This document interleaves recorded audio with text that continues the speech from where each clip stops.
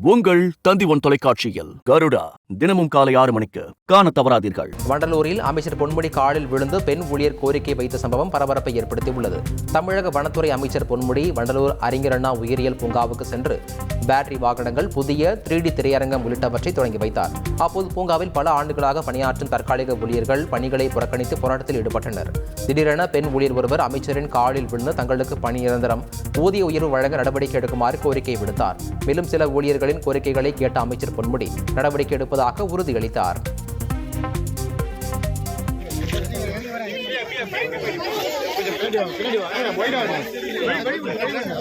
எல்லாருமே 15 வருஷம் 20 வருஷமா வேலை செஞ்சுட்டு இருக்கோம். இது வரைக்கும் கம்மியான கூலியில தான் நாங்க வேலை பார்த்துட்டு இருக்கோம். நாங்க நிர்வாகத்தை நம்பி தான் நாங்க வேலை பார்த்துட்டு இருந்தோம். இப்போ 4 வருஷமா டென்டாக்கல் கம்பெனியில எங்களுக்கு கான்ட்ராக்ட் விட்டது, எங்களுக்கு சம்பளமும் கம்மி. நாங்க அபாயகரமான விலங்குகளாண்ட வேலை செய்யறோங்க. நாளைக்கு எதனா எங்களுக்கு உயிருக்கு ஆபத்து நேரிச்சுன்னா கூட நாங்க யாருக்கிட்டையும் போய் கேட்க முடியும். நாங்க இது வரைக்கும் கேட்கற விஷயம் ஒன்னே ஒண்ணுதாங்க, எங்களுக்கு சம்பள உயர்வு. நாங்க வேலை செய்யறதுக்கு எங்களுக்கு சம்பளம் வேணும். இவ்வளவு வருஷமா செஞ்சதுக்கு எங்களுக்கு பர்மனன்ட் வேணும். மனு வச்சிருக்கீங்களா? பர்மனன்ட் எங்க ஸ்டாஃப்ங்க எல்லாம் சேர்ந்து கொடுக்குறோங்க, வேற ஒண்ணும் இல்ல.